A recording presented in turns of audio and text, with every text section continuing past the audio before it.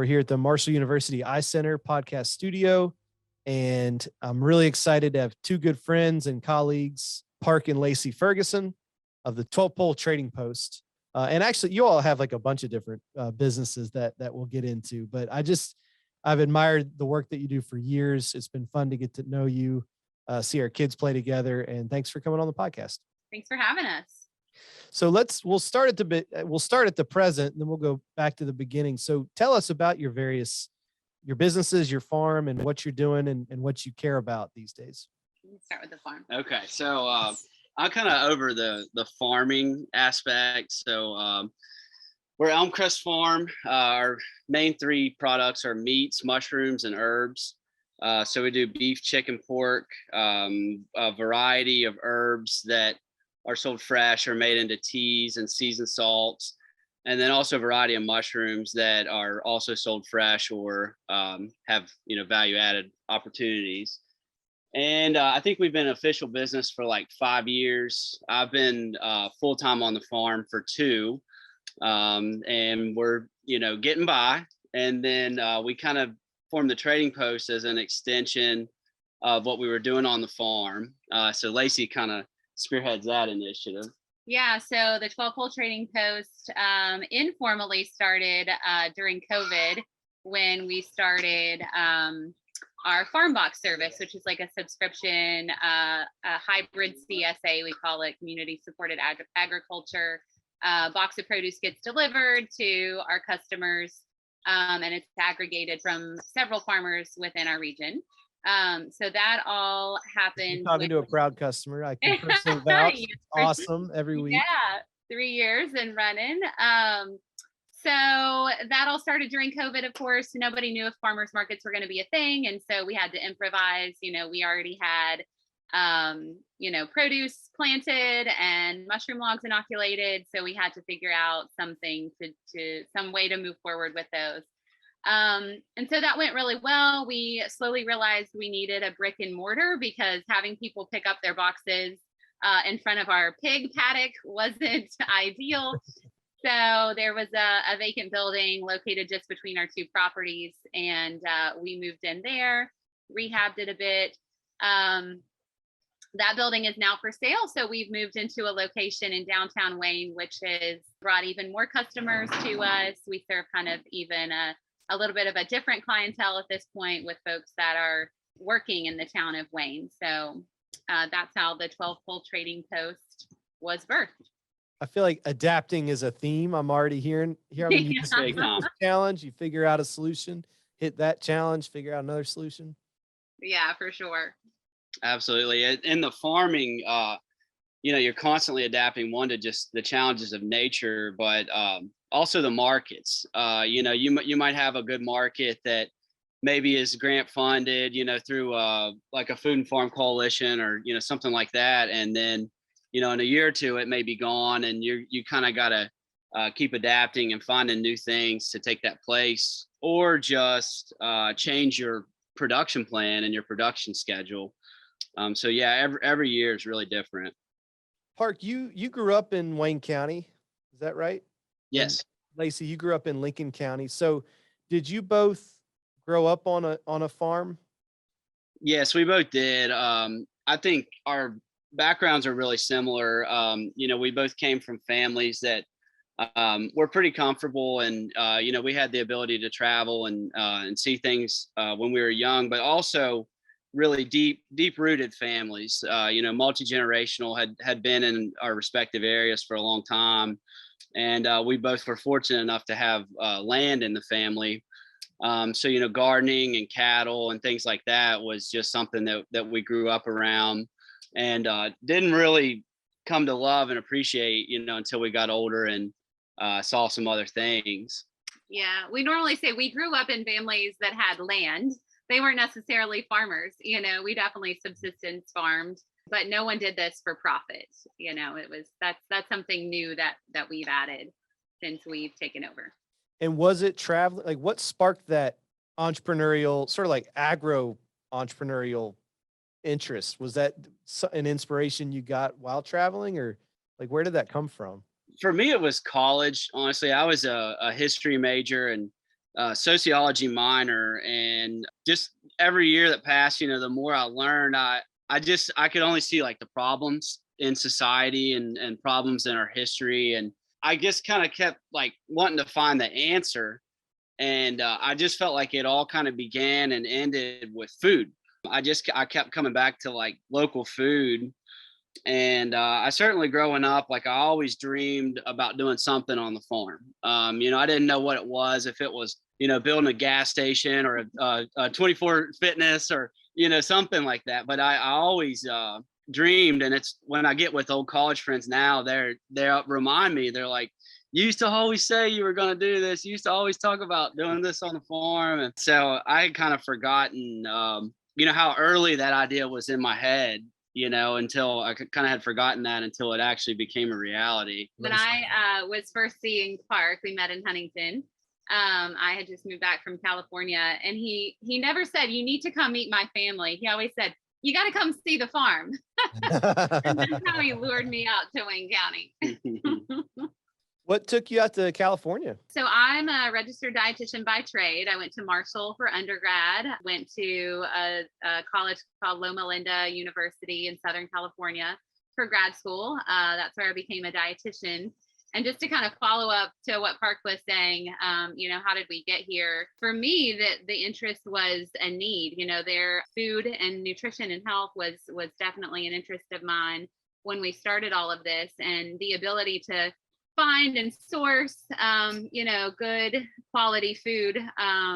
It was tough, it was scarce at the time, and that has changed a lot. I like to think we're a part of that change, but also folks like Refresh Appalachia and all of the networks that are associated with them. It's become easier, but that's where and how I felt like it was important for us to do this on the farm. And growing up in Lincoln County, I mean, I happen to know your family, the entrepreneurial bug goes way back in Lincoln County as well, right? For the Davidson. Yeah. I definitely grew up in an entrepreneurial household. I think, don't quote me on this, but I think my father's business, which his father bought from his uncle, so it's been in our family for a long time. It's like the longest running business still open in Lincoln County, which I think is kind of cool.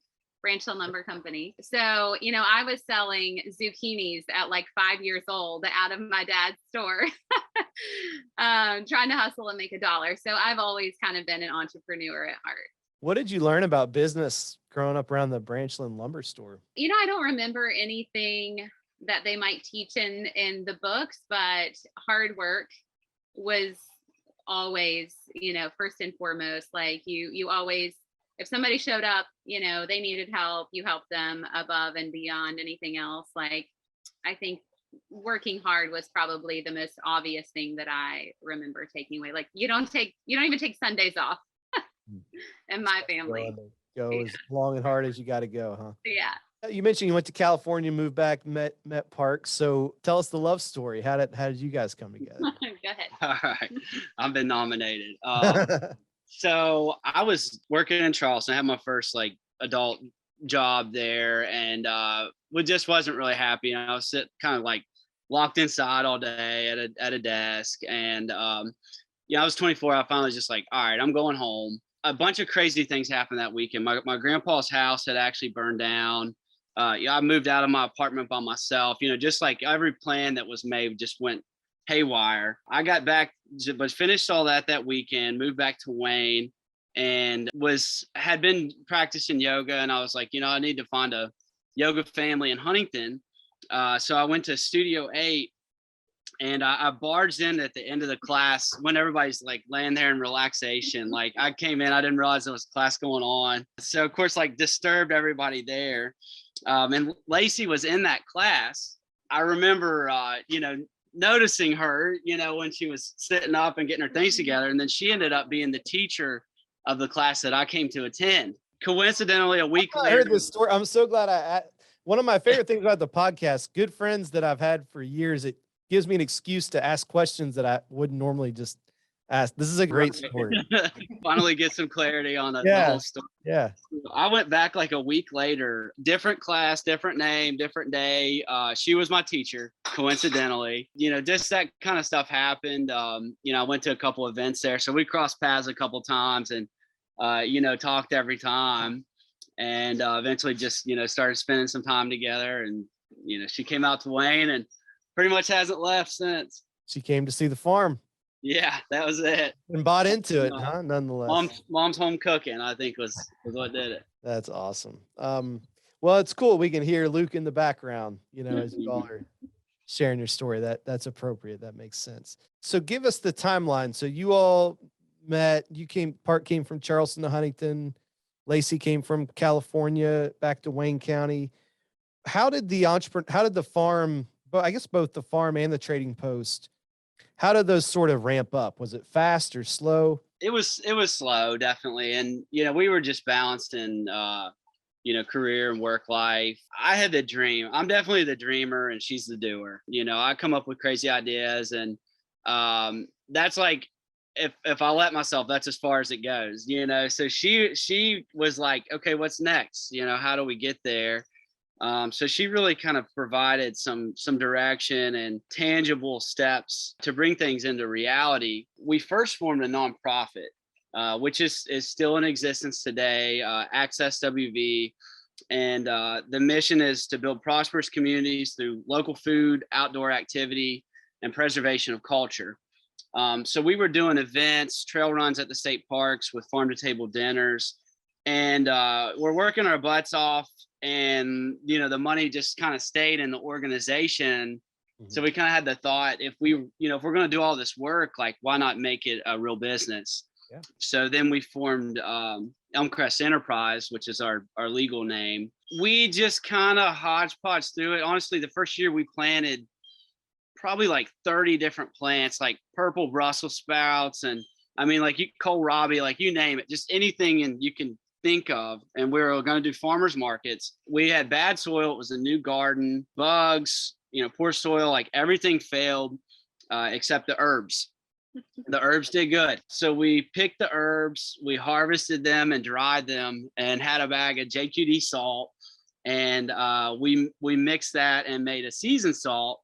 So you can picture it was in a little sandwich bag, a little some green flecks in a Not looking at all. And we had that on the table at farmers markets, and it sold like crazy. So that was like our first like successful product. And we learned that like deer and bugs don't like herbs. So it's like, okay, we do herbs now. That provided a little bit of income. And then, do you have anything to add? I know all I was going to say is what Park's saying without saying is we were clueless and we didn't know what we were doing. Yeah, absolutely. But we kind of just like plowed through the first 3 years, and just like that first year. Literally, so that first, you said you planted like 30 different plants, only like the herbs made it. So basically you were like 1 for 30. Yeah. That was enough to keep you going. That was enough of a win, right? And to all the beginning farmers, it's not how good you are at growing stuff. It's how good you are at selling stuff.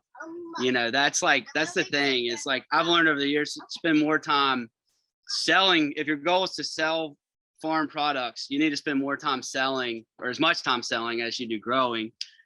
So that was kind of like just something that we learned over the years. But it was the same thing like the next 3 or 4 years. Like we just took what we could get, took what we had and made something out of it.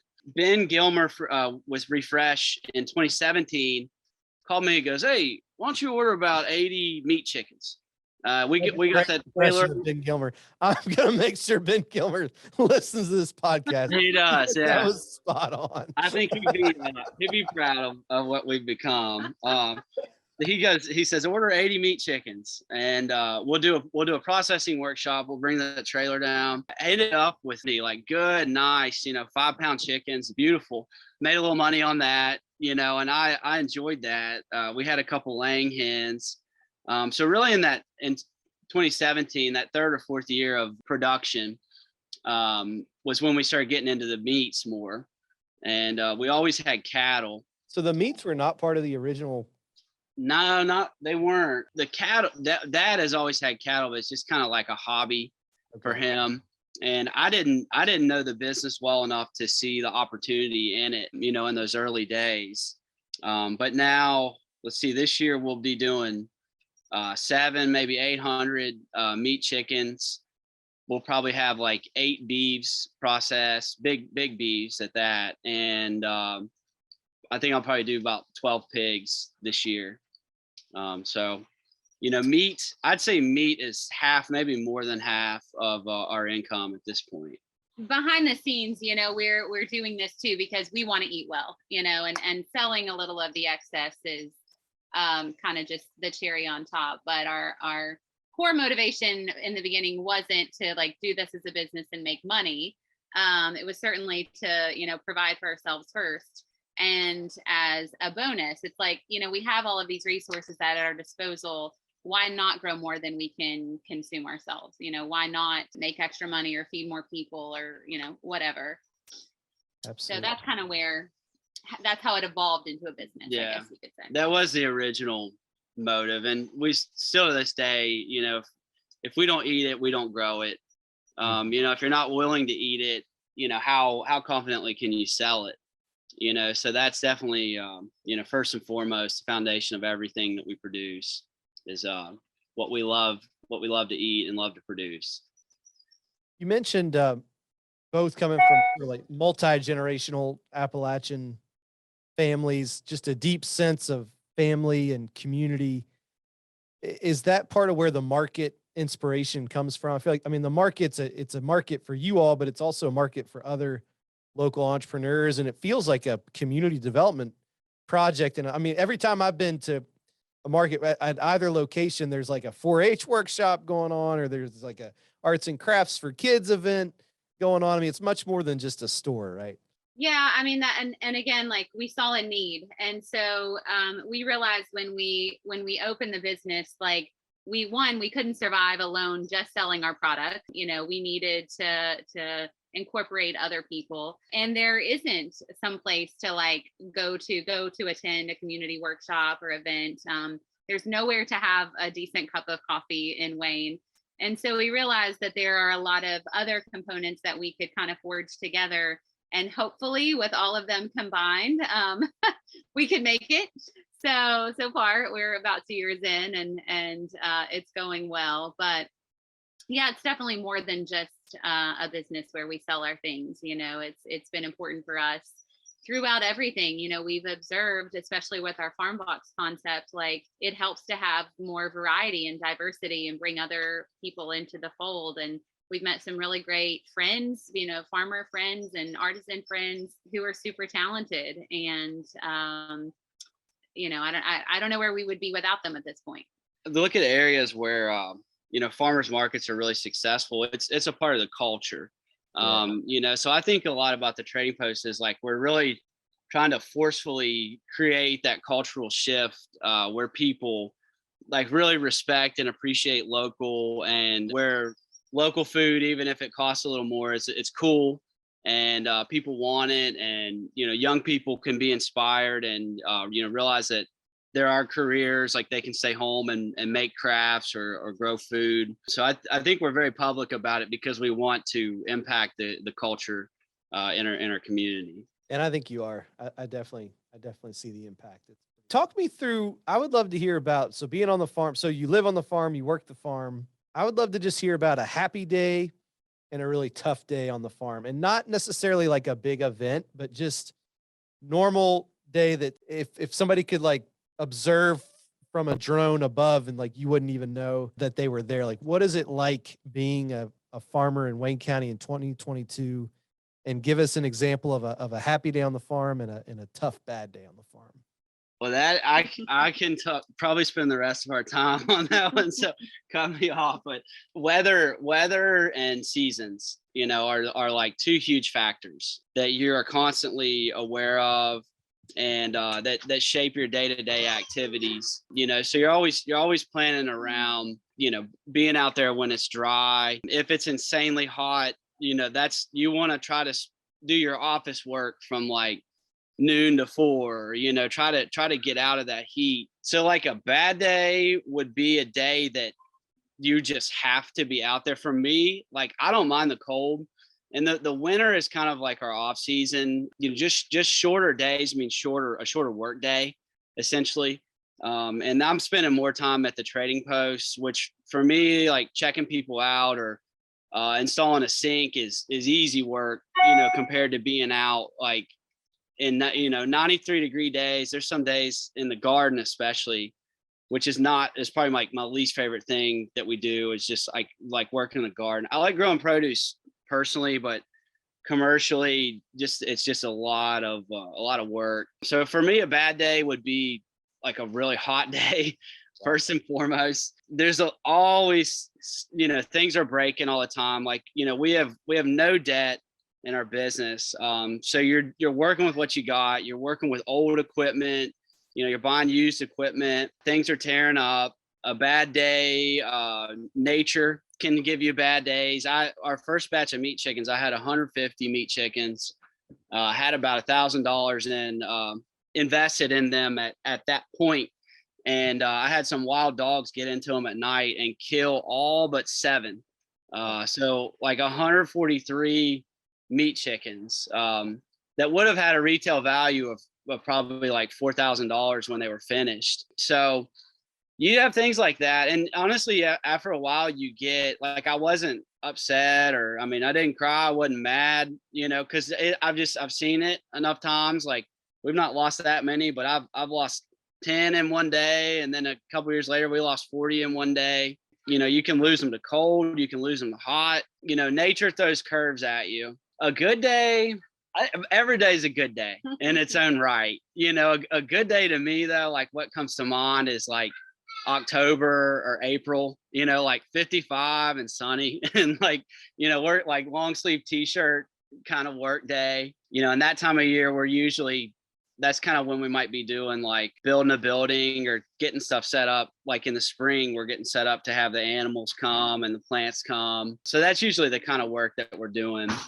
And when we get into summer, I'm usually just cussing the heat, pretty much the whole time. Hang in there. Yeah. And I'm not an early riser. I mean, a real farmer would be out there at 5 a.m. and I'm not, and we make breakfast and get Luke ready, so I'm lucky to get out there at 8 or 9. So I'm just in that heat. I'll say the only bad day on the farm for me is when Park's out of town, which was recently. 400 chickens, 6 pigs, 20 cattle, and a toddler to take care of. That's tough, but as long as Park's here, it's always a good day for us too. Can you all describe your farm for somebody who's not seen it? Like, describe what it's like, what it looks like, what are some of the features, and do you have a favorite spot that you all like to go to from time to time to recenter? So we have 2 properties in the family, and this is my family, here in Wayne County. So the farm where my parents live, and really where we started things, is kind of like your classic holler. So you got mountains on both sides, and what bottom land we have is just kind of there along the creek. I'd say in here we probably have like 18 acres of pasture. So that's for every season but the winter, and then the barn lot on hay, in the winter time. We have frontage on 152. So picture that hollow with some pasture and flat ground in our garden. And then we have frontage on 152 where the barn and greenhouse, walk-in freezer is located. So that's kind of like that's kind of a point of sale. If anybody's like coming to get meat out of the freezer or something like that, we can meet people down there by the road. Of course, everything is stored down there, tools, equipment, feed. And then our other farm is actually where we live. And it has been in the family since the 70s. It was an old dairy, and no one has lived there because it's just challenging to get to. We're on a well, there's no city water. We had to run utilities, several hundred feet, to get near the house. So electricity, the road's like 1.5 miles on like a bumpy, crappy gravel road. But that farm is really a better Creek farm. twice, and I don't mean over a bridge. Yeah, you drive through the creek twice and you cross the railroad 4 times to get to the house. So, it's a long journey getting in and out of there. But that is actually better land, in my opinion. We have the hay fields. We probably have 30 acres in hay over there, which is, pretty flat and good fertile ground.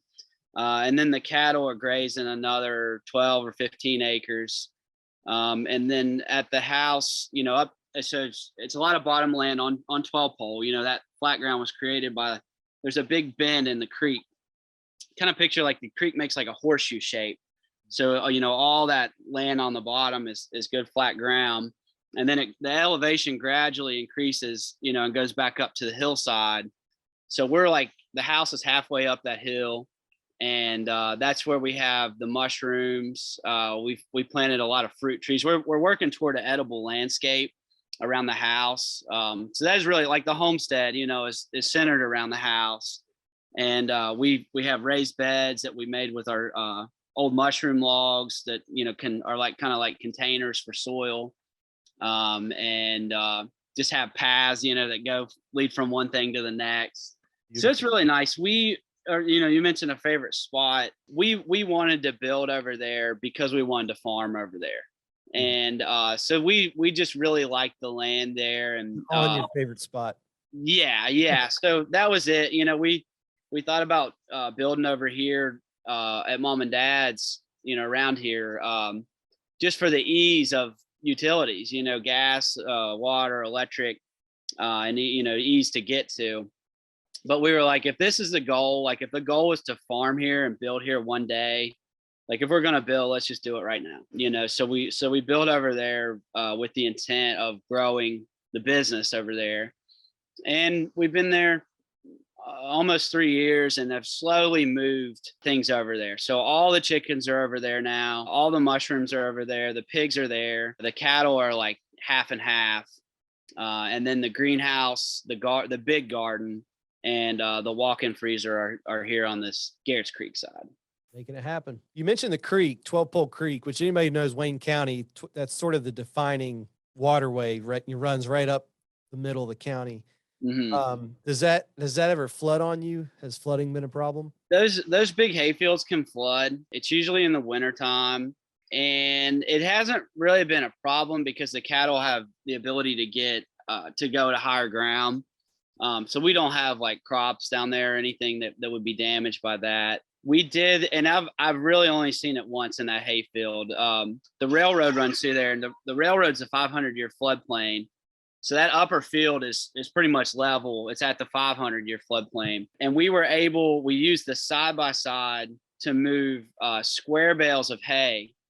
So we drove on the railroad with the side-by-side to haul hay for the cattle that were in that upper field, because we had no way to move round bales. It's interesting with farming, like in some ways there's rhythms and patterns that you get in sync with, but then unexpected crisis sort of you is almost like an automatic assumption you'll run into some things that'll disrupt those patterns too. It is definitely, as far as planning, like I plan production like around the seasons and month to month, this time, and it's like windows. So it's like in this like 2-week window is when we need to get the first chickens. This 2-week window is when the plants need to come out. This 2-week window is when we need to have our first beef come in. But yeah, then that's why you plan for 2 weeks and not like one day, because there's always something, nature throws stuff at you, weather, and you want to get your plants out, last frost, May 7th, May 10th, but you may not have weather, your ground could be soaked for 2 weeks. And, and the main thing is to not let that throw everything else off. And there's a lot of things that if you miss that window, it's almost pointless to do it. Lettuce or kale or something that you want to plant in the spring and harvest this time of year. Once it gets so hot, a lot of that stuff will go to seed and it's just useless. So this year I had lettuce and kale and stuff like that planted on time. And I had mice in the greenhouse I didn't really know were there. And they ate, you just picture little microgreens, you know, in seed trays. Like they mowed it down one night. And, you know, the stuff that I planted late is like bolting now before a harvest. A lot of it is. So there's certain things that if you miss that window, you're better off just waiting a lot of the time, because you put so much work and time into it. And if it doesn't yield, you know, you've wasted precious time and precious money on that stuff. So you're both Appalachian entrepreneurs. You're making it happen. It's hard, but you adapt, you problem solve, you persist.